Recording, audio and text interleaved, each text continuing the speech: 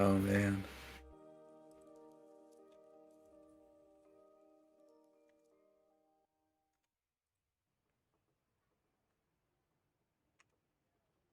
I don't like keys work. Okay, let's see if we're. Yeah, but he's getting back up on my P really quickly. Send him to take like 30 seconds. I'll be right back. Yep, do your thing.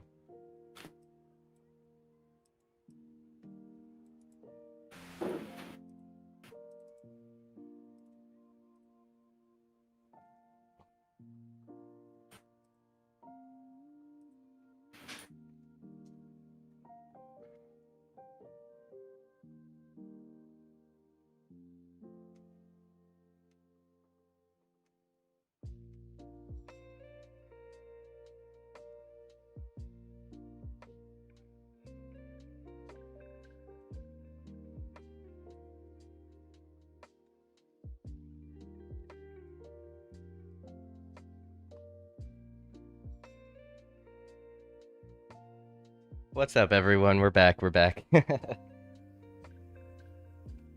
Yep. Zesty, you hear me? Welcome, sir. Welcome. Hello. We're back on the Twitches and the YouTubes, and I hope I don't rug again.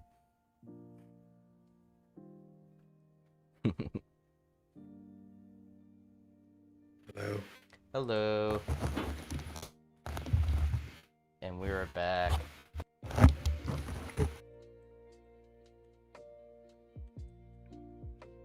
Time for me to assume position right next to TV. No, don't stop auto dancing. All up in PV's bass and shit.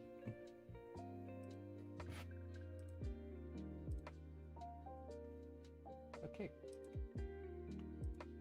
Okay, cool. I guess we can continue. Or do you need a couple more minutes, Dhino? Oh no, I'm good. I was just trying to remember. So you had asked me What was your role within the band room? yes, You're mentioning like a yeah. strategic, More of a strategic role. Yeah. So there is some there is reason behind that, and that's what I was saying. This is when I was sort of joking that we're gonna sort of get into an emotional place here, which I guess is okay. But when I left social media, I had burned out like pretty bad. I was I at that time had been married for about 12 years. I had one son who was fairly young, and I just had a newborn. My wife and I had just had a newborn, my ex-wife and I. And I was traveling like 2.5 weeks out of every month during that period. And because in addition to doing the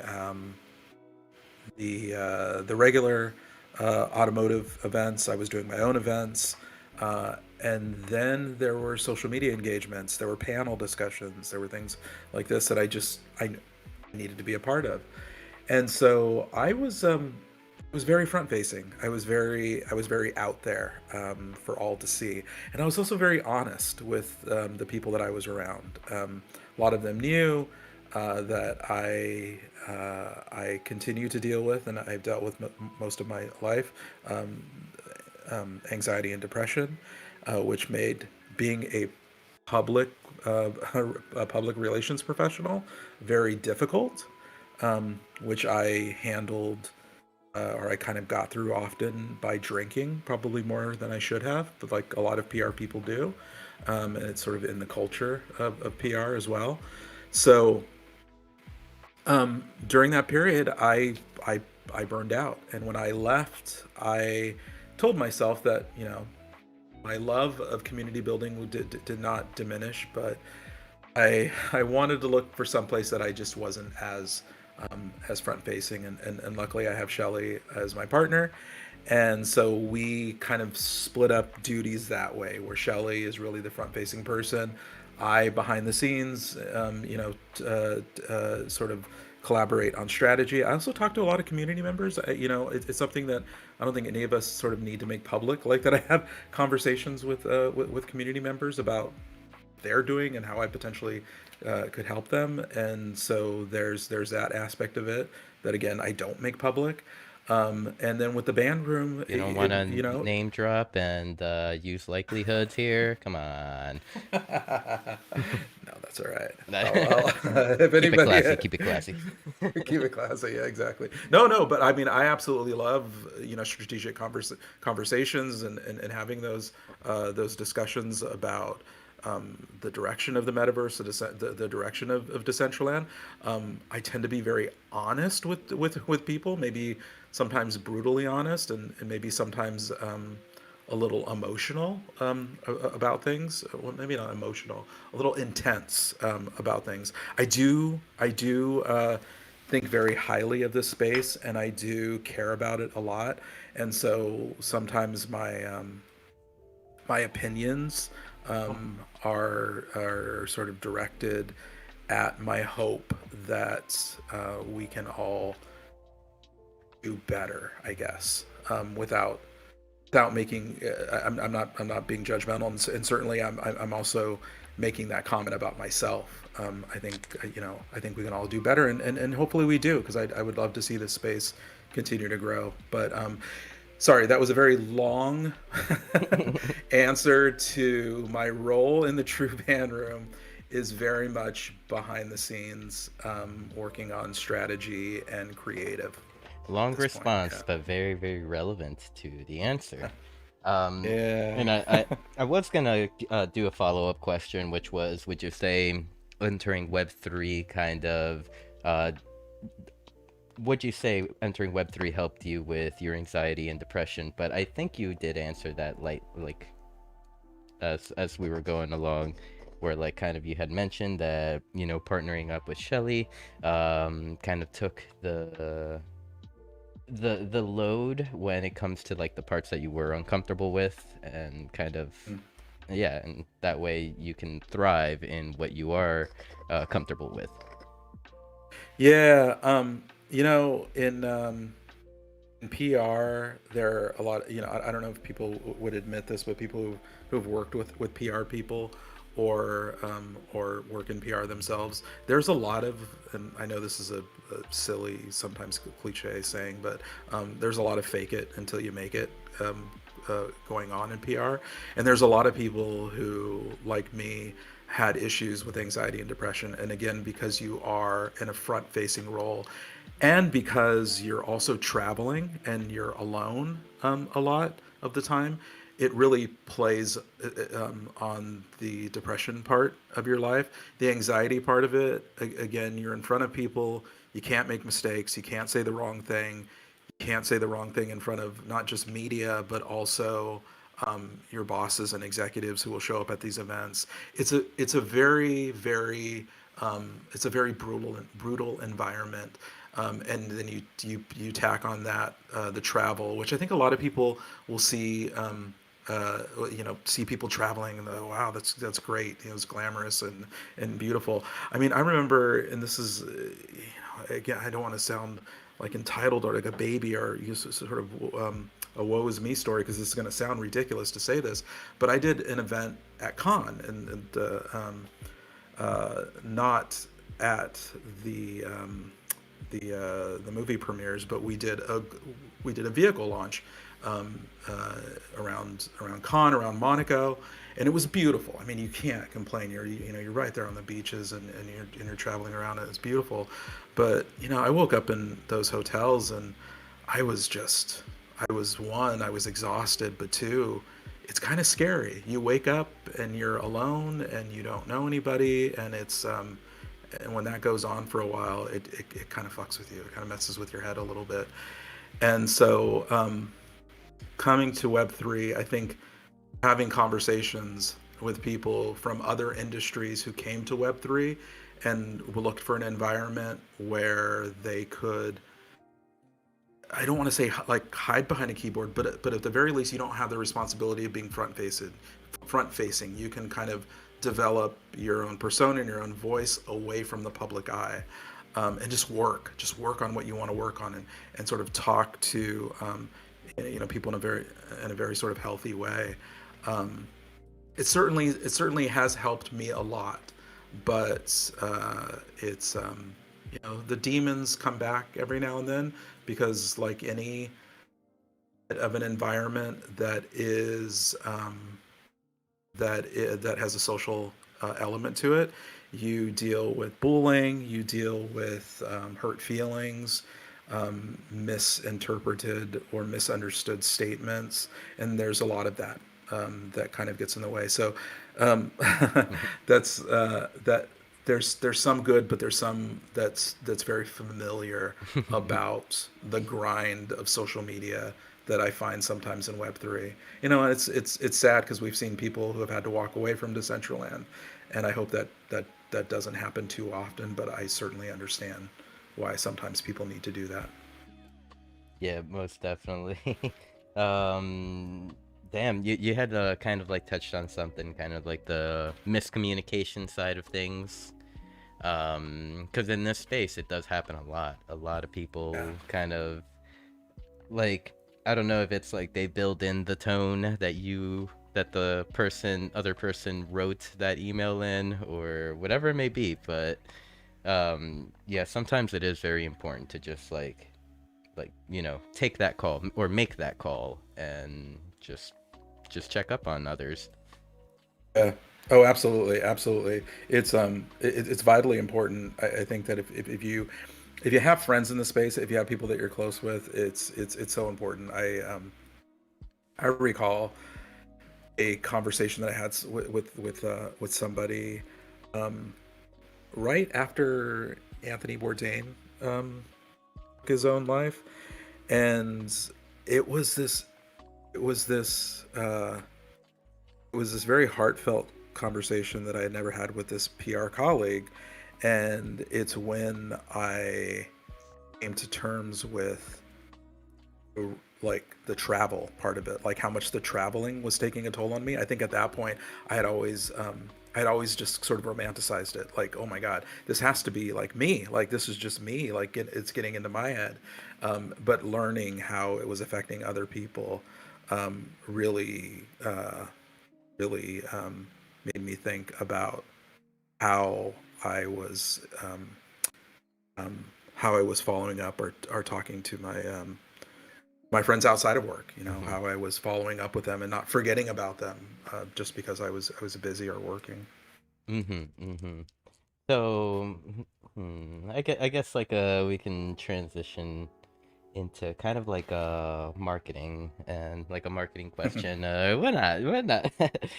So, so like being in that workspace for over a decade, coming into this Web3 Wild West, and more specifically, we're in Decentraland. Um, knowing the knowledge that you have about both marketing and being in the space in Decentraland for so long, um, what are some suggestions you can give to the marketing team to kind of increase output or increase outcomes? Don't rest on your education. Don't rest on the tactics that you've learned in marketing ever. Like that's the worst thing that could happen in the space. It's the worst thing that I ever saw in in marketing during a time when social platforms were really emerging. There were a lot of people who took the tactics that they learned in their marketing courses and thought that those would transfer very well to the type of communications based marketing that I think they were trying to do, or they were trying to achieve. And traditional marketing, in my opinion, and call me an asshole or whatever anybody wants to say, traditional marketing's dead. Like, and people who are still trying to force traditional marketing tactics in a space like Decentraland or in a space like a metaverse, they're gonna die with their traditional marketing tactics. So if there's any bit of advice that I can give to anybody who's trying to market in Decentraland, throw away your fucking books, like your guides, and dive into Decentraland and spend the next 6 months just immersed in the conversations, in the people, in the events, in the community. Like, that's what you need to do. That's how you're going to learn social metaverse marketing. There's no other way to do it. There isn't. Throw out your books and let's start writing new ones. Absolutely, absolutely. I mean, all of us here, everybody who's here at the Dollhouse right now. I mean, we're writing the blueprint for what marketing will become. And Um, uh, so, uh, so kind of as a, I guess a follow-up question to that, which I think I just lost my entire train of thought on it, which is bad because it was such a good question. it's all right. All right, let's just take a couple moments to meditate here. Maybe I can light my joint and then and all of a sudden it'll like poof into my mind. But if not, I can move on to the next Well, question. Go ahead. let me say though, I will say this for the people who might have rolled their eyes at what I just said Ah, right now. I remember. I in no way. I understand. I understand. I've been on both sides of the desk as the client who had to talk to to agencies. I've now been a part of an agency. I've been in the middle of these conversations. I understand. You need your metrics. You need to present your metrics. You need to retain that that um, that agency budget. I understand that. However, one day you're going to need to sell a strategy to your clients. You're not going to want a piece of the budget. You're going to want your own budget. You're going to want a bigger budget, or somebody internally is going to want a bigger budget. In that respect, again, your metrics are only going to go so far. But I get it. I get it. If you want to retain your agency your agency budget, then go on with your traditional tactics. But And I do remember it wasn't a question, it was more of a statement, which was like, I was going to ask you, is that why I'm put up, like, so put off by some people when they try to, like, market to me? Like, it's like yes, the traditional way is not working here. Like, you got to try something new. yeah. I mean, you have to understand. I mean, most people who are reporting to their VPs and their SVPs and NEC suite or even their finance teams. You know, in my case, it was a lot of reporting to a finance team. You need your metrics. So the only way you're going to get at those metrics, or the only way you're going to meet those metrics consistently and keep that budget available, is by really, utilizing the tactics that get you the metrics. But I think that any smart VP, any smart SVP of marketing understands how easy it is to um, to fudge those metrics, and it doesn't really um, give you what you need as a marketer, as an executive. And unfortunately, I think those metrics have been used for a very long time. Shit, I mean, some of those metrics, some of those social media metrics that are still being used, you know, the influencers that I was working with, I mean, it was kind of an open understanding that, like, yeah, these numbers are fudged. Yeah, of course they are. Like, yeah, these are, either they're bot followers, or they're the numbers are inflated in a way that is not underhanded. It's just what people did, and continue to do it in marketing. But I think that I was going to say that those SVPs and those VPs of marketing, they've caught on. They know what they're looking for, and it's something new. It's something that is going to open up budgets for them. It's going to help them keep their jobs longer. It's going to allow them to innovate in a space that sometimes lacks innovation. So be smart. Continue the conversations internally wherever you are, whether you're a brand, a client, an agency. Like, at least try to push something new, and see where it takes you. As you were talking at first, like, mentioning how these marketers need to go back to their VPs and their higher ups, it just reminded me of just one time at 4 a.m. in the morning. I was in my usual Genesis Plaza spot, just mewing, and this account comes up, and like I say hello, they say hello, and they mention to me, how does this work? My boss told me to come in here and report back to him. And I'm like, do you have Discord? And they're like, no. I'm like, welcome, normie. Here in Web3, we use Discord. Maybe that's not the proper way to talk to them, or maybe it is. Yeah, it's It's what they get from me is which far from traditional. That's all. yeah. Well, no, and that's good. You should keep them thinking. I mean, I think that if any marketer is coming into the space and they're talking to you or Tang or Kanessa or people who know the space, yeah, give them the answers that they're looking for. But I think that adding some value, some education to those conversations, and I know that the reason I named these three people is because I know you guys do this. Just put something in front of them that gets them to think. Shelly and I, when we went to NFT LA, or what is it now called? Outer Edge. Outer Edge. Outer edge. The the one thing that was mildly depressing about a lot of the speakers were that these were people that for years have been traditional marketers. In some cases, in the music industry, they worked in a sort of a traditional way. And I know, just like you said, they have been tasked by their bosses to understand what's happening in the metaverse. They are not passionate about what's happening in the metaverse. This is where they've ended up. This is what they've been asked to do. Yeah. What saddens me is that their titles have changed. They are not what they used to be. They are given metaverse titles, which I think does everyone a disservice because there's a belief that somehow metaverse has infiltrated the the big brands, and people in those seats are advocates for the metaverse, and they're not. They've been given those roles because they middle all these spaces in middle management need to be filled, so we'll fill it with a metaverse space. But I don't know if they really understand the space that they're working in. Maybe they're trying to learn, but I think that we need to get more people who are familiar with metaverse, who are educated in metaverse, to in those seats, to really start to push things. I guess that kind of like I guess that kind of brings a value and an importance to kind of platforms such as LinkedIn, where like kind of companies go there to hire professionals. Would Mm.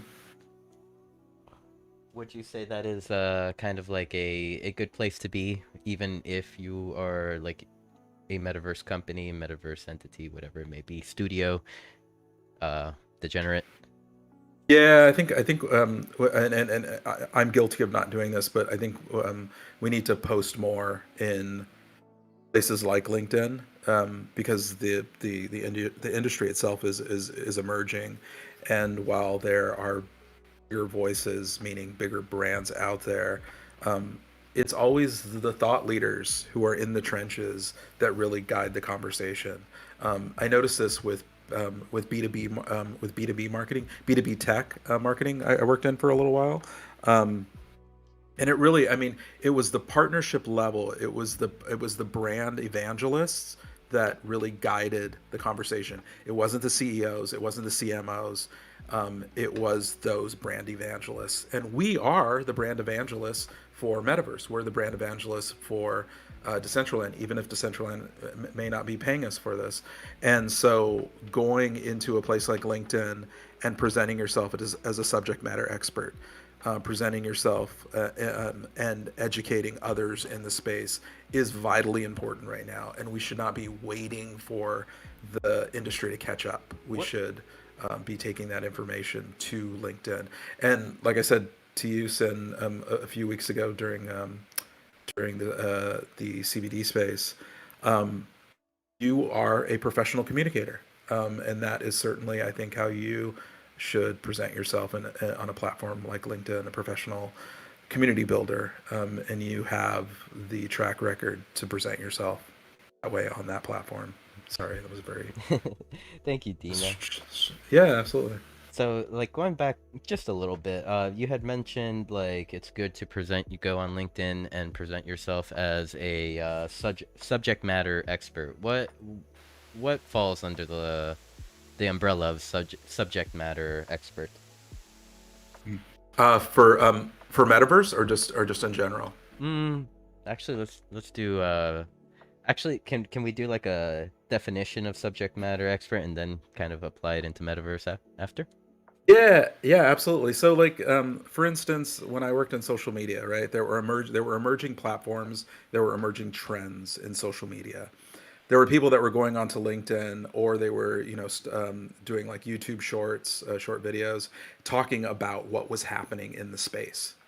So it wasn't news, and it wasn't specifically like a culture conversation. It was a combination of the two. It was somebody working in the space who understood the culture of the space and who understood the um, the uh, the business side, the jargon, how to talk to fellow professionals.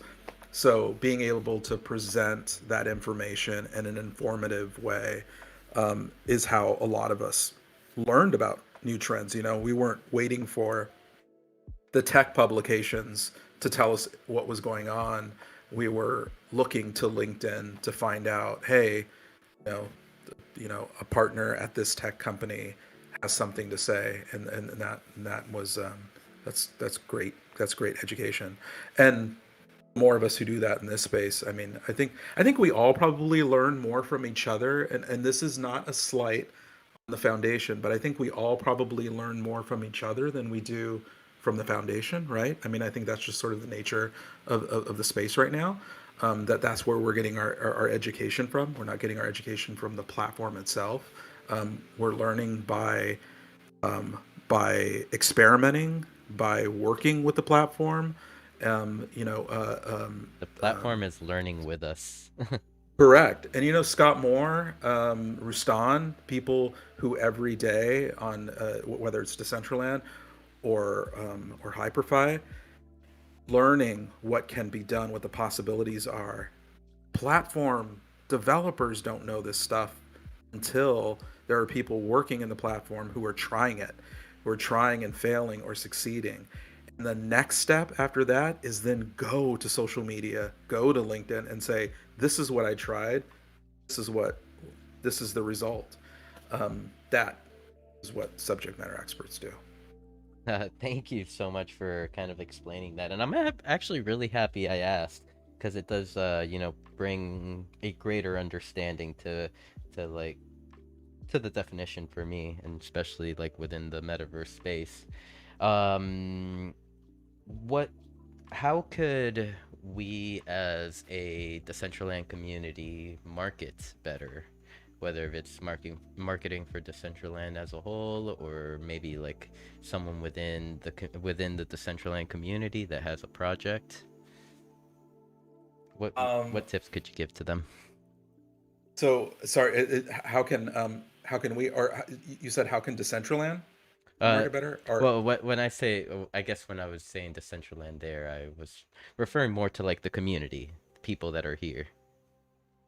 got it. So we as as people who are in the community of Decentraland, the people who are here every day, the people who are putting on events, the people who are musicians, the people who are artists, who are builders, that core group of people that are really moving things in Decentraland, that are moving things in the metaverse. What we need a platform that is rooted in a communications approach to how they market. Meaning they need to be out there selling the platform, talking about the platform, talking about what the builders are doing in the platform. That is the support element that, in my opinion, and it's my opinion, is sorely lacking from the space. There's not a lot of communication that is going outside that is advocating for the people who are building in Decentraland. At the same time, we collectively as a community need to work better together. Um, that is the only way that a small voice in a corner of DCL is going to become a collective voice. Yeah, Mm-hmm. collective larger voice. Yep. So if you have things like events that you're planning, trying to work with the greater DCL community to say, listen, I have an event that I think is very important. I have a new artist. I'd really love some community support. Having that conversation, that honest conversation, just saying it, right? Like it leads to working with other venues where potentially you can align your calendars, where you can raid each other's venues, where you can just kind of move people around and bring more people in. And yeah, Shelly wrote hashtag DCL fam, which is what that was born. Yes. Shelly and I, we used Kia Family so much when we worked there, and what that did was that took a very very small conversation that could happen with one influencer who said, "Hey, this about the brand, or this is where I am." DCL Family. I mean, I'm sorry, Kia Family, and it was a rallying call. It was like, "Hey, can I get people to interact with me? Can I get a yes out of you?" And really, that is what should be happening. Like, hey, listen, I'm working my ass off here. Um, uh, you know, Everybody who's running events, like, let's collectively amplify the good that's happening. Let's collectively amplify the wins that are happening, the great crowd that somebody got at one of their events, the great show that somebody put on at one of their venues. Like, if we keep amplifying this, that communication that's coming from DCL out to whoever they're selling DCL to or trying to, that can't be ignored. Like this is how user-generated content was born, right? Like, brands quickly understood that instead of us having our agency take a car out or a product out in the middle of the desert and take some pretty pictures with it, why don't we have an influencer or I hate to use that word, and I know a lot of people kind of cringe at it, but why don't we have a customer or somebody who's behind the wheel of a car every day submit some content, and we'll use that instead. It's real. It connects with customers in a better way, and I think that that's what we're all doing. We're all creating this user generated content. Like, this is the stuff that DCL needs to use. Take the videos, take the crowds, take the crowd, take the conversation, take this outside and show it to brands. Because and this is where I'll stop, but I think I said before, like, as much as I love the builds and everything that I see in Decentraland, I think we all can honestly say that brands are looking for people. Like, that's who they're trying to interact with. So if the people aren't there, you can create all these beautiful builds, but if they're empty, nobody cares. And brands don't care if there's 38 people or if there's 200 people or 500 people. There needs to be 1,000. There needs to be 5,000. There needs to be a lot more people for this to be effective. And the only way that that's going to happen is if we all start working together in a better way. I guess we can kind of say that the collaboration that True Band Room had with MTV for Mental Health Action Day is kind of like an example of kind of the collective community getting together and, like, micro blowing up a little bit there for at like 6 a.m. or so. 100%, 100%. I mean, that was incredible. Sin, you and Kanessa, we were in Discord chat during this. I didn't even know, and it feels horrible for me to say this, but I didn't know that you guys were going to stay up with us that whole time. Lol. And I remember I went into the chat, and you guys were there, and you guys helped us through in conversation. But what that did was that resulted in a stream of social content that just never stopped. And once that train picked up, you really couldn't stop it. But yeah, you're absolutely right. That is a great example. Like, rally the troops. Like, if you have something important going on, I can only speak for myself and just knowing Shelly very very well. If somebody who was truly passionate about this space said, "Listen, I have something that I'm doing. Can you please help me, like, amplify the content or amplify the message?" I know that she would do it in a heartbeat. And I think that there's a lot of people in the space that would do that. But what we experienced with Mental Health Action Day, yeah, I'd love to see more of that. Yep, and for more venues, I mean, it's just that also a lot of credit goes to you and Shelly to kind of like rally the troops. Like, you, you two were working hard for like weeks before to make sure this event was known about, to make sure that like kind of like it was all ready to go for when the day came. What was it, 24 live performances within 24 Yeah, hours, like yeah. nuts. That's fucking nuts. So gotta give you your flowers there as well. Like you two did very well in that aspect. And as far as like your comment to like you didn't know I was gonna stay up all night or whatever, well, you know me, I'm a simple person. I just get in where I fit in, and I'm happy. Well, that yeah, that conversation. Usually Shelly, I'm the one who kind of like stays up. Like I'm a night person, and Shelly will kind of hit a wall at a certain point if she tries to stay up too late. But that conversation I know kept her going, kept her excited. I've never seen her that awake at like 5 o'clock in the morning. So that was incredible. Thank Oh, you guys. of course. I mean, when True Band Room is like trending in technology for some reason, and then you have like the Decentraland just like mini trending, like it's very exciting, very exciting. Yeah, yeah, it was. That was great. I don't know if I'd advocate for doing it again, but if it's the right event, the right message, I certainly would try to do it again. But wow, that was quite the adventure. Although I did sleep secretly, I did take like a 2.5 or 3 hour nap somewhere in there. I think two, maybe 2.5. Shelly Sorry. was going strong for quite a while. She was. I see Shelly over there hopping like a bunny. Like I'm over here with Evie. What um, is that? So I guess final marketing question of the night, and this is kind of for anyone coming into the space that's new, trying to build a project, whatever it may be.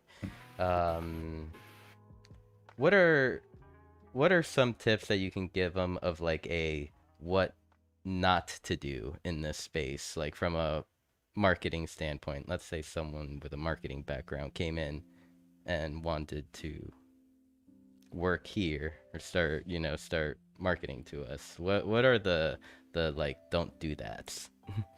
Oh, well, the first one is don't market to us. Like, don't, meaning like right out of the gate, like don't show up and start marketing to us.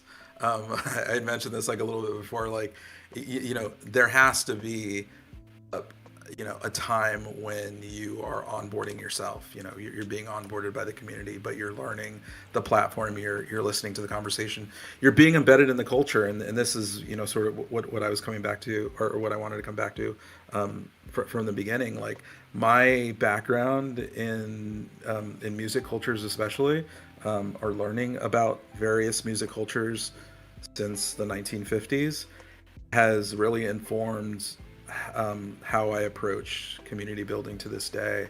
And most of that is taking it all in, letting it soak in. There's a club called Mr. T's Bowl in Southern California that I used to go to in the early to mid '90s a lot. One of my favorite punk bands, Saccharine Trust, used to play there, and I used to go see them all the time. And that club had been the same for such a long time. It was an old bowling alley that was converted into a concert space.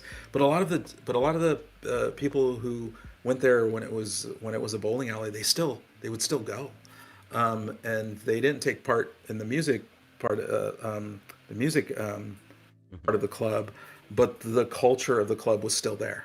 And I think a lot of people, tip their hat to the to that environment. It's a reason that a lot of us went there. It was the same thing. It was $5 in a literal fishbowl that you would give at the front door, and you'd come in, enjoy music, but you were respectful of the environment and the culture. People, marketers who are coming into Decentraland, be respectful of the culture that is developing here.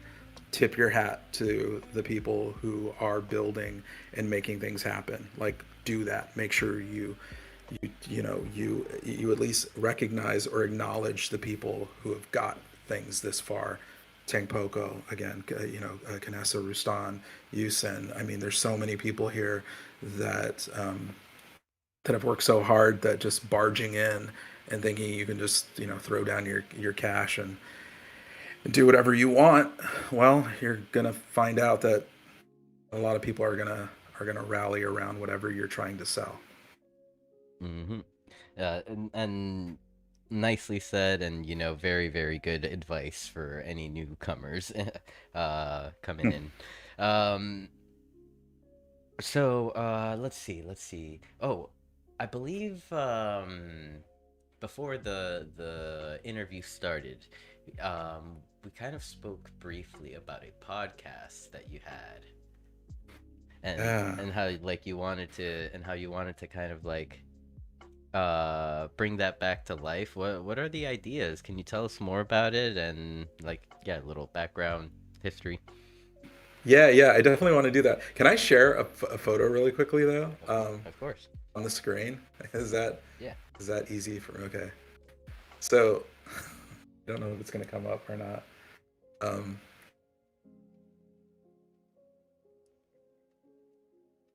Oh, you know what? This is just me. That's not. I'm frozen. Send that photo to him. Oh, but I'm sharing my screen. Sorry. Then will it show up on the screen here if I share my screen? Yeah, I can get that set up. Okay. Do you see it? Let's see. Yep, I can see it, and let me just put it up on the big screen. I forget which one it is. It is one that's called Discord.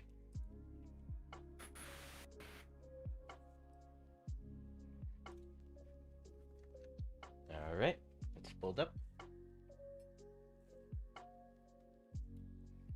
We're good to go. Come up on yours.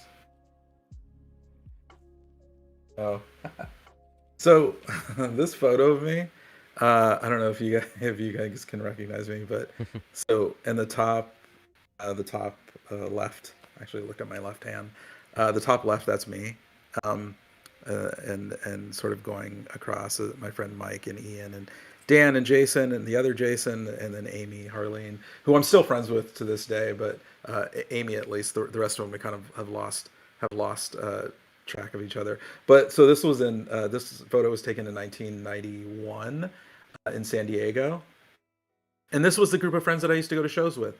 We used to go see shows in San Diego, and then during that time we used to always go down. We used to sometimes go down to Mexico, to Tijuana, to a club called El Rancho Grande, and watch shows down there as well. Yes, in the days when it just seemed like something fun to do when you weren't concerned about your safety as a young 20-year-old. But the podcasts. So I have two friends. One named Derek, who lives in Detroit, and my friend Josh, who lives in Arkansas. At the time when we started it, I was in Montana. The podcast is called The Three States of Sound, which you can find on Spotify. I can't remember how many episodes we did before it stopped, but it is a podcast about music and culture. And what we wanted to do was to create a free form podcast that we could dive into music with a particular subject in mind, just a very loose subject, and just start talking. And what was born out of it were conversations that went from, oh my God, from free jazz to R&B to hip hop to metal to hair metal, the conversations that would break out during any episode were very diverse and pretty incredible, and is exactly what I wanted, and it's the right group of people. I've told this story many times, but in the early days of going to shows before I became really steeped in sort of diverse music. My parents, I grew up on soul music and R&B on Stax and Motown, like a lot of kids my age, and the first concert that I took friends to was Belle Biv DeVoe, Johnny Gill, and Keith Sweat. And I heard recently that Keith Sweat and Johnny Gill are playing together somewhere again. I don't know how many of you guys were fans of like New Jack Swing, R&B with a little bit of hip hop, um, uh, uh, New Edition, Belle Biv DeVoe, people like that. But I was a huge fan of this music in like the late '80s, that then rolled into different types of music in the '90s. Completely different. I completely moved away from that. This is the type of conversation I wanted to have with this group of friends where there's no posturing, there's no arrogance, there's no snobbery in music. Whatever you were listening to that week or whatever you wanted to talk about, that's what we were going to that's what comes out of it. So we are resurrecting the show again. And hopefully it's going to start at the beginning of July, and I'm very much looking forward to it. And we are going to have guests on, so I would absolutely love. Oh my God, Sultry is throwing out Key Sweat songs. Oh my God, we should go. We should Sultry. We should go take Stony to go see Key Sweat and Johnny Gill. Come on, let's do it. Let's do it. I think I still have my concert ticket somewhere, but yeah, I'm going to we're going to resurrect that show, and like I said, hopefully the beginning of July, and we will have guests. So I'm hoping to get some people on in the DCL community to talk about your life in music. Here is the caveat. Here's the thing that you must follow.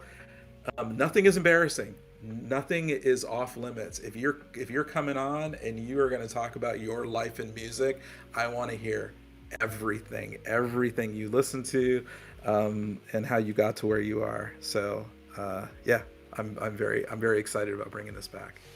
Yeah, and it's a very exciting concept. You know, something just to like kick back, crack a beer open, and start start talking. Uh, Yep. no, it's very, very, very, very fun, and I, wish you all the luck in the world. You know, getting that up and running again. Thank you. Um, let's see. I guess I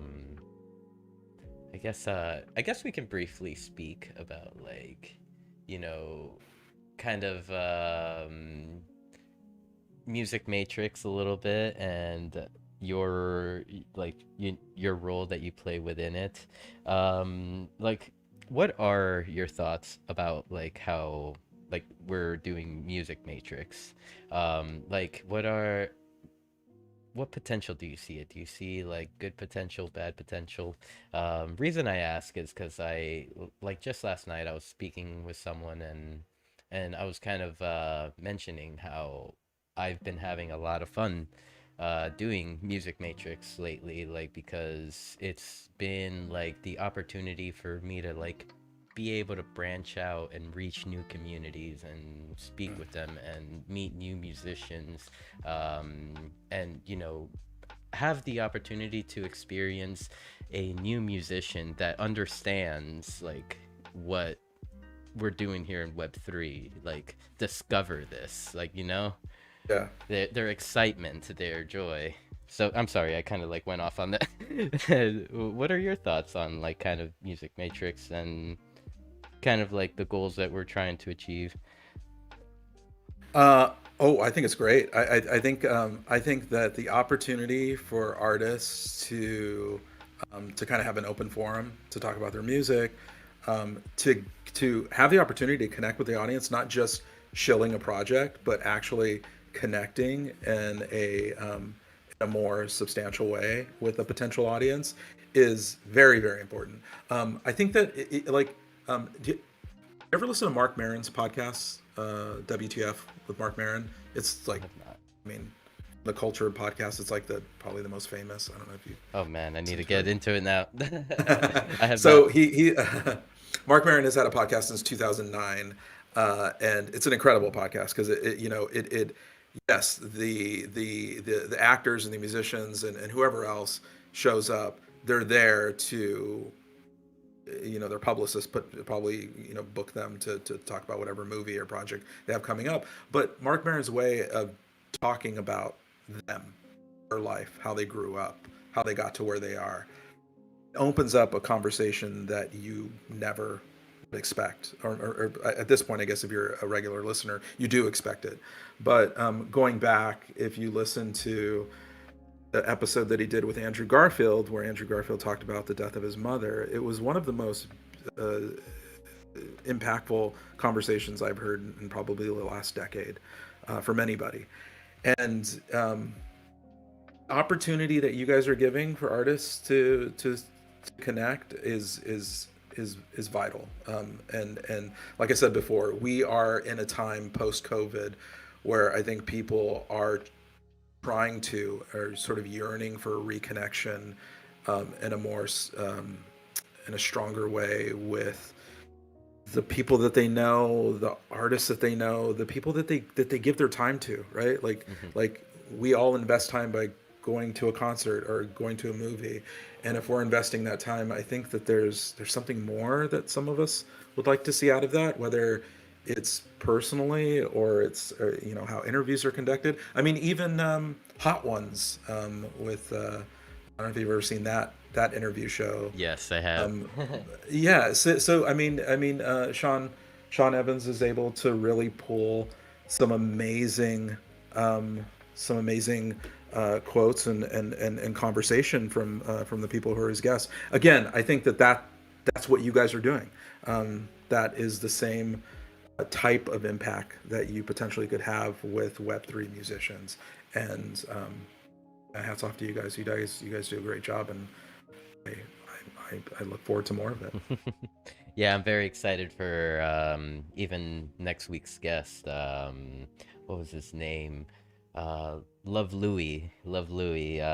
From just the like light details that I know of him, he's like he is a Twitter Space host as well. Hosts Love Radio. He's or one of the co-hosts of Love Radio. And kind of like excited because I've been just roaming around the Love Radio community, just like going in and supporting, listening to their Twitter Space and stuff like that. And finally, like it's very exciting to me to have an opportunity to connect with that community, and who knows what could happen. Yeah, absolutely. God, looking forward to that one. Now, I know it sounds bad that but I have not listened to his music yet, so I need to do that research next. to the music that everybody's talking about, or the conversation about his music. His music. Yes. Music Matrix kind of has to. Yes. We kind of have to talk about music a little bit too. Yeah, you should take the next week and just immerse yourself in music that you've never heard ever in your life. It's always fun. I sometimes will do that. I'll take like 3 or 4 days, and I'll just search around Spotify and other collections and just try to find stuff that I've never heard before, which is very easy to do, but it's also a lot of fun. You like open stuff up that you've never experienced. All right, here's one for you. Maybe you've heard of it, maybe you have not. The band or the group or the whatever is called Starfuckers. Enjoy. Oh yeah, yes. A pretty odd this one. Is after this conversation that Sultry was involved in here. I have some homework for everybody to like. Again, okay, so so this is me. So I listened to R&B and hip hop in the late 80s. Then I immediately went into like Jane's Addiction and Pixies, and a lot of like noise rock, Guided by Voices and Polvo and bands like that, Helium. And so I really dove right into that, and then I dove into free jazz, and I got really, really, which I still am, very much into jazz. But to this day, I'll still go back and I'll listen to the first Guy album. Teddy Riley and Guy. I want to wait for like Sultry to say something here. Teddy Riley and 30 Guy. seconds. And Babyface. Like those albums, I think that even for people who sometimes fancy themselves a little bit of a connoisseur of sort of good alternative rock and things like that, if you give yourself an opportunity to listen to some Jack Swing, some Teddy Riley produced stuff, and really just let yourself get into it. Let your body get into it. Like put down the cerebral and just go totally physical just for the evening. Like just get into it. I think you guys will like it. So there you go. The first Guy album, then listen to some Babyface. There's your homework. I'm writing it down as we speak right now and like scribble with my left hand. First Guy album. All right. Noted. Let's see. I guess I'm coming close to my final questions here for tonight, Dhino. I feel like I can talk to you for days. This is fun. What was it? Do you have any from projects that you want to bring to Decentraland that you're thinking about bringing to Decentraland? Or anything you can tell us about? You know, I'm torn because I've wanted to do a vinyl program on my own for a while. What I've paused and hesitated with is two things. One, I'm not a DJ, and I want all the attention to go toward the DJs that are in the space who do an amazing job at keeping things going. But I do want to. I thought about starting a vinyl set, like a weekly vinyl set, going on, and then there's Shelly and I are working on in strategy and actually in application some more festival type concerts, multi-venue festivals. Working with other community members to do like a day of shows with other communities, and I really would like to move in that direction with what we're doing in the band room, to work together as a community and bring more collective music and events to Decentraland. Very exciting. So to the first part, kind of like you saying that you don't want to take from the DJs and that part, like, come on, dude. It's not like we it's not like we have DJs just like popping up and being like, hey, I'll play right now if you want. Like we kind of like, for my example would be like after Music Matrix on one of the bye weeks when Stony doesn't have Mo Beats. Like, there's nothing to do. I'm literally playing YouTube videos. Like, that's the time to shine.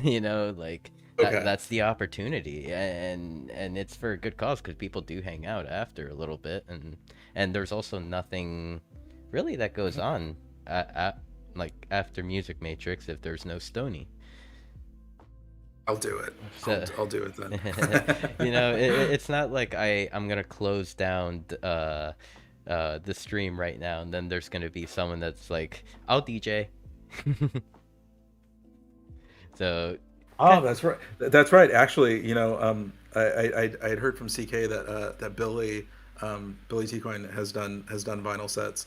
So Yep. see, actually, this is going to put more pressure on me because there, I mean, you got a vinyl battle.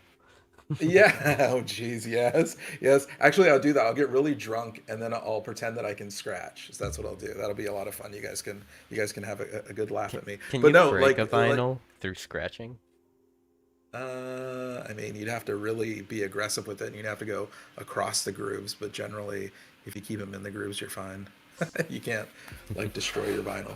Vinyl's fairly resilient. I don't think a lot of people know that. Like, it's fairly strong. But, oh my god. But yeah, so like yes, I would I would happily do that on those Sunday nights.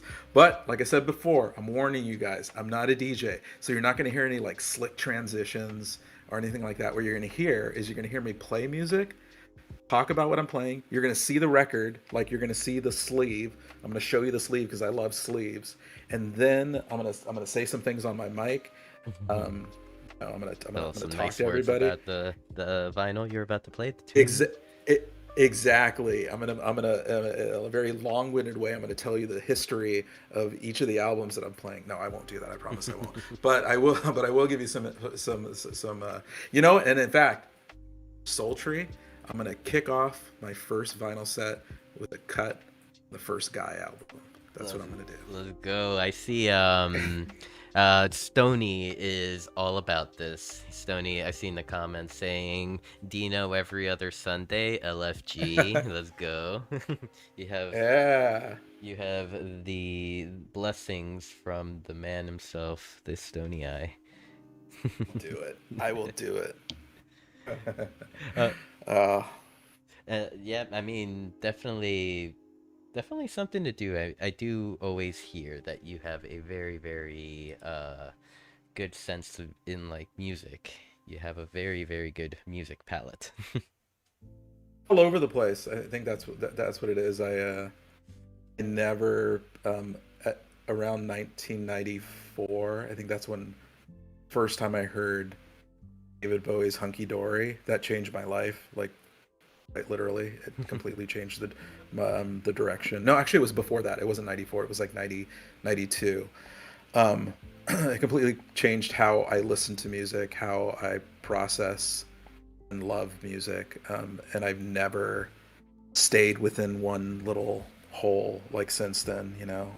Stony and I have had great conversations about punk rock and SST bands and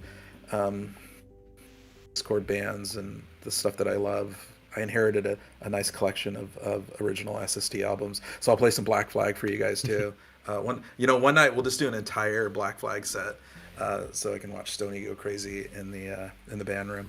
But no, I love not just collecting vinyl. That's not what I do. It's the medium of choice for me, but I love the diversity of my music collection. So I'll get into a little bit of everything one night. So everything from jazz to metal to I'm just gonna New Jack Swing. Just gonna throw this in there. Like, I'm still so jealous that you and Shelly got to meet Stony and the Stony fam. Man, that should be everybody's life goal in DCL. Like to hang out with Stony and Sultry, and Little Stony. Like how some religions are like, you gotta visit the motherland, where over here, Yes. like, you gotta visit the Stonies. That's how you Yeah. like get baptized into our cult. Yeah. I'm kidding to anyone, any normies listening. No, it is being in the Stony studio is a religious experience. It is the mecca of TCL. Sorry, I shouldn't say that. PB is also jealous. Oh my god, yeah. No, they are wonderful hosts, wonderful people. I can't say enough good things about them. So yeah, life goals. Hanging out with Rustan, hanging out with Dr. Drip and M. Oh my god. Oh, so many good people in DCL. We need when in real life. Like in real life meetup, like conference, like DCL conference, or just that's what we need. You never know. Something like that could be closer than we think. Like I'm just speculating due to like a grant that came through the DAO. It was put in by the ex-marketing manager of Decentraland, and I think it may have been co-authored by PB. I'm not sure. And it was like kind of like to start like for funding for IRL events, or I think it may have been a pitch or something like that. So there's something there. And booking my flights. And PB, thank you so much for the gift sub to Stony Eye. Really appreciate you, fam. Okay. So, yeah, getting down to my last question. Songbird Collective, what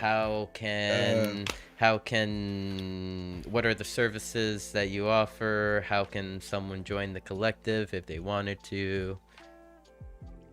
So, social metaverse marketing, that is what Shelly and I um, have developed a strategy around. And what that is simply community building. Taking your marketing and creating community. Like that is the marketing strategy. And it is long-term engagement. It is in the trenches, communication. It is not for the weak.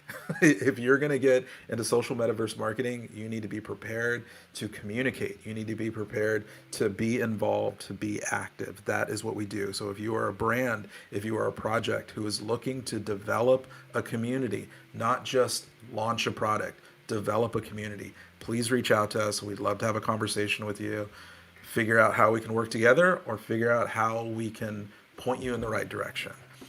Beyond that, we do work with several builders and designers and coders, including the wonderful Nick Unicorn and his team in Switzerland, who can do an absolutely amazing job. So anything you need from the metaverse side of things for your activations, we'd love to talk to you. However, I will tell you at the same time that what you're going to hear from me is that there are a lot of other wonderful coders and builders in the space, like a knower, people who who I absolutely believe that you need to at least have a conversation with, speak with about your projects. So you'll get a full conversation from both Shelly and I. So, but anybody who wants to talk about being a part of the collective, again, the collective itself still works as a think tank. So a lot of experienced Web2 influencers who we would be absolutely happy to. In fact, next month, and I haven't announced this yet, but I'll announce it now. Next month, I am doing a panel discussion with several people who have worked in Songbird Collective or worked with Songbird Collective who are still working in Web2 influencer marketing.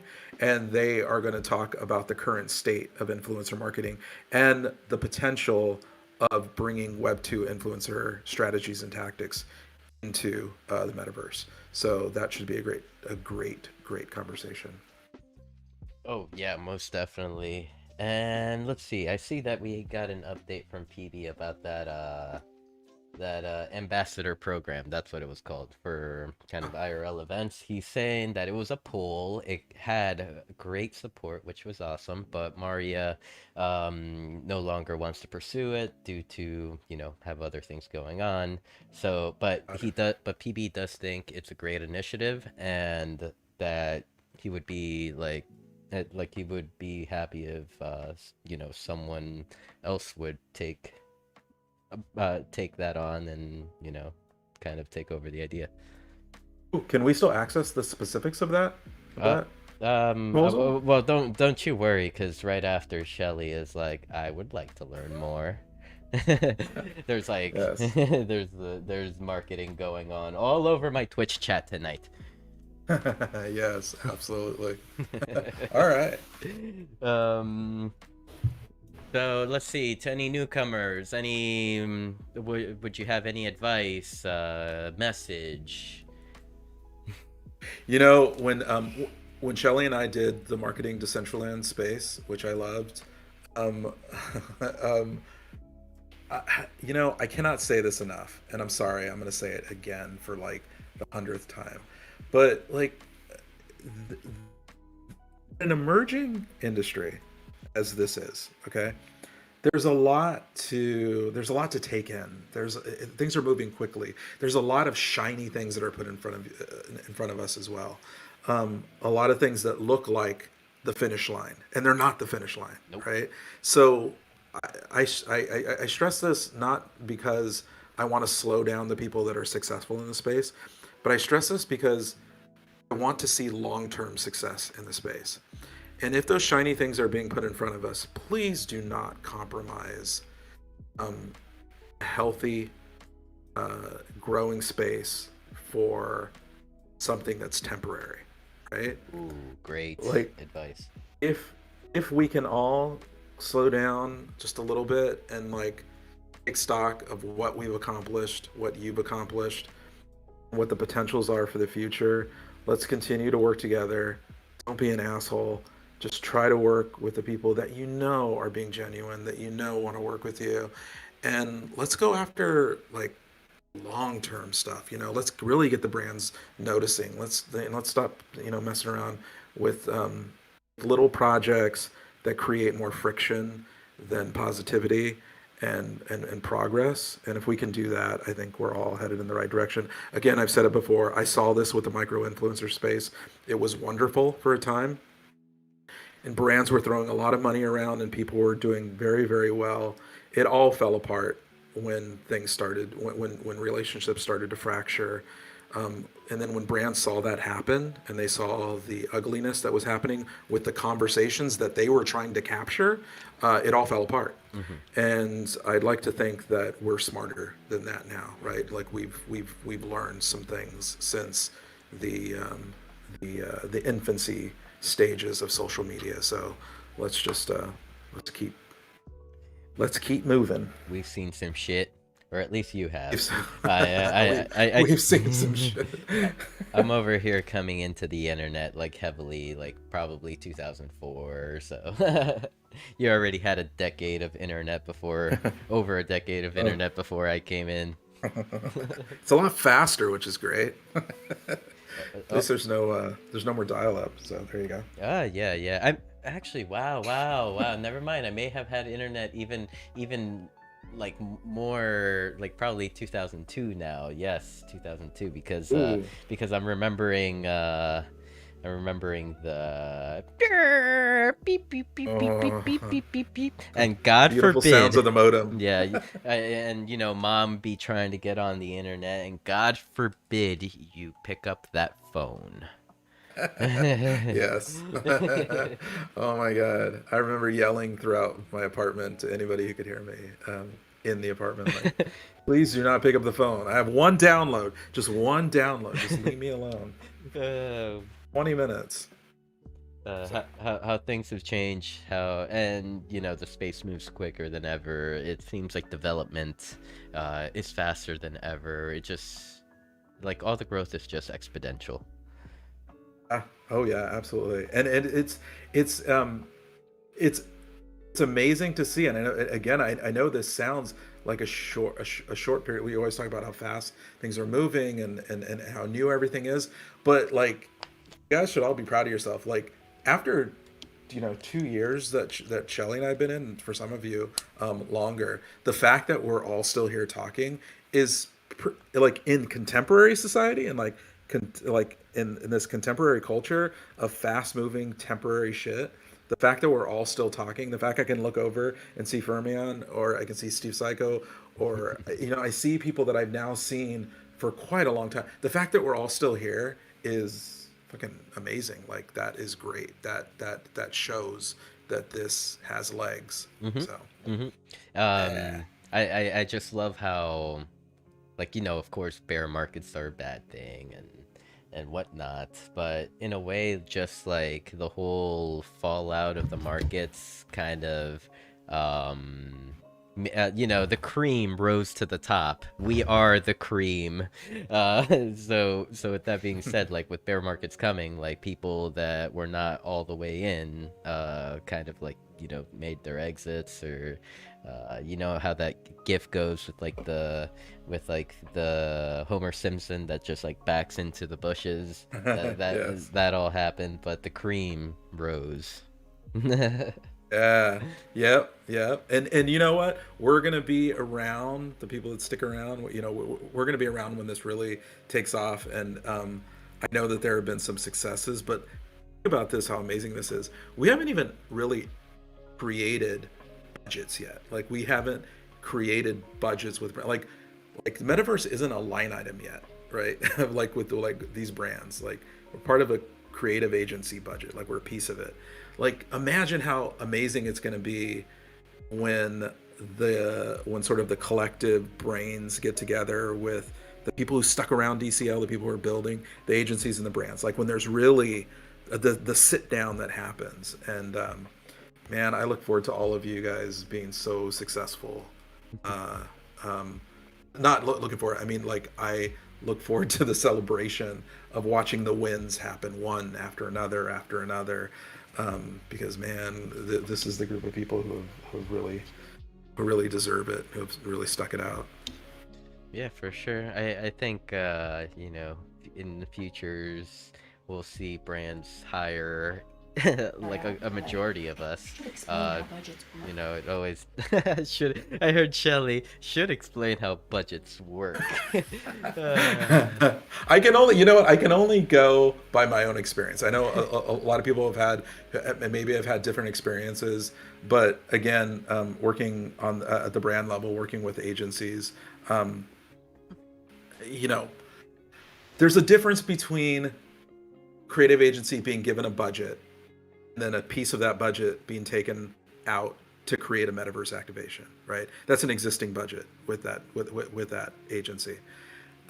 That's different than creating a budget with a brand. And that day is coming.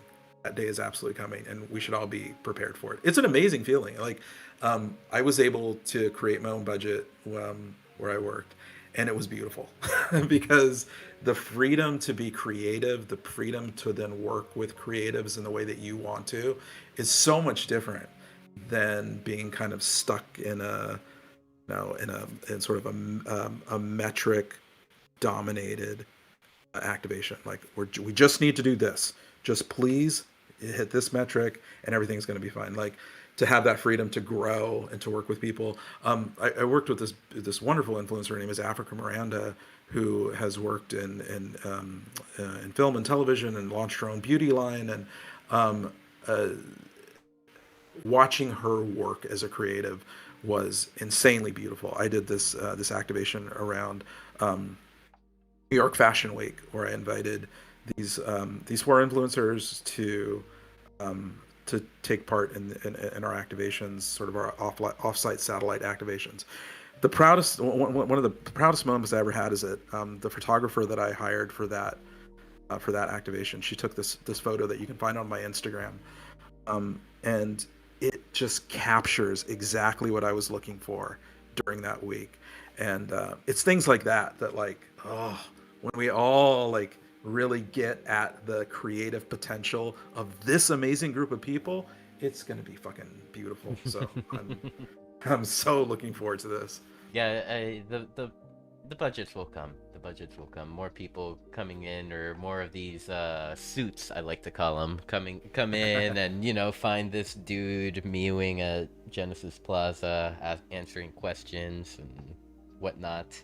Uh, the budgets will be created, and you Yes. know another thing that makes me kind of, I mean, I guess feel bullish about the space is, even though a lot of people don't are scared at the moment, it's like, you know, the whole SEC stuff, all the stuff that's going around with SEC, it's just another way of legitimizing us.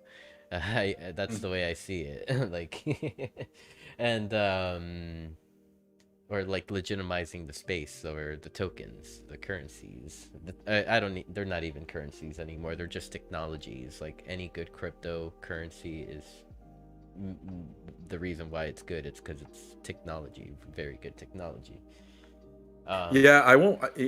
I won't pretend to be sort of embedded in the crypto conversation, but I will say this: my friend Joe, when the latest SEC news came out, he just posted, um, um, buying. I'm buying more Bitcoin. I'm buying more Bitcoin and ETH. Like that was his. You know, it was just like well, I'm not yeah, gonna let this stop. I'm not gonna let it stop me. So, it um, it's not. It's more like that was like the signal to the world, because what kind of came like within the last few days or last couple days, uh, BlackRock filing for Bitcoin ETF, and then all of a sudden, like Fidelity comes back, which Fidelity has kind of been rumoring to want to enter the crypto market for a long time, for for quite a while now. Um, they kind of filed to make a Bitcoin ETF. So, those are just bullish signs. Hey, is it possible to share one more thing before I close here? Of course. All right.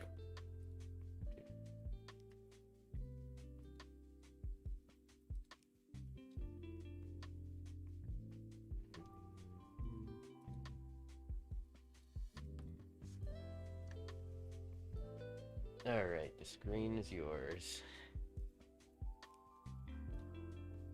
So this is photo that I was talking about. So this is from New York Fashion Week on Pier 92. We did an offsite activation around the vehicle Kia Stinger. It was like this run, like where the car was on a runway. Anyway, this is Africa Miranda on the far left. This is oh my god, I'm gonna totally mess up names here, and I'm not even gonna try. But Cressida Rodriguez, who is on the far right, sadly, a couple of years later, she passed away. She had cancer. She was an incredible person, incredible energy. But anyway, I just wanted to show this. For me, the opportunity to work with creatives is like my lifeblood. I just love interacting and collaborating and producing good work, and I'm so fucking proud of this photo. It really captures their personalities in an environment that I never thought I would be able to work in. I never thought that I would be in PR, much less be hanging out during New York Fashion Week. So yeah, I'm just really proud of this. So there you go. This has been an amazing interview tonight. I'm all out of questions, Dhino. Do you have any questions? Comments? No. Questions, comments, concern? Would you like HR to walk into the room? No, thank you very much. I truly appreciate the opportunity to reintroduce myself. I've been a little quiet recently, but very, very proud of the work that Shelley and I have done. I'm very proud of the work that everyone here is doing and has done, and I look forward to more conversations and more community building. So thank you. Thank you, Dhino. Thank you. And just want to take a moment to thank every single one of you that has attended tonight's show. I know today was a slightly longer one, which is all right. We love it here. And want to thank you all from the bottom of my heart to all of you that kind of stuck by this long. I know you're used to my marathons, and the time kind of gets away from us when we're having fun. We had a very, very exciting and really good conversation with Dhino, or should I say John Dominguez. I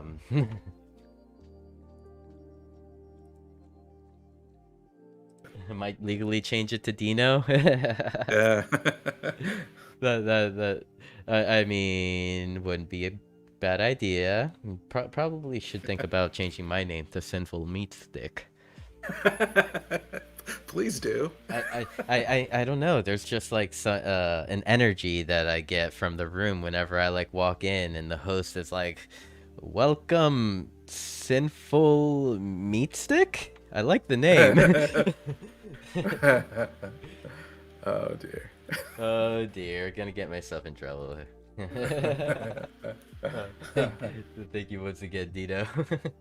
Thank you.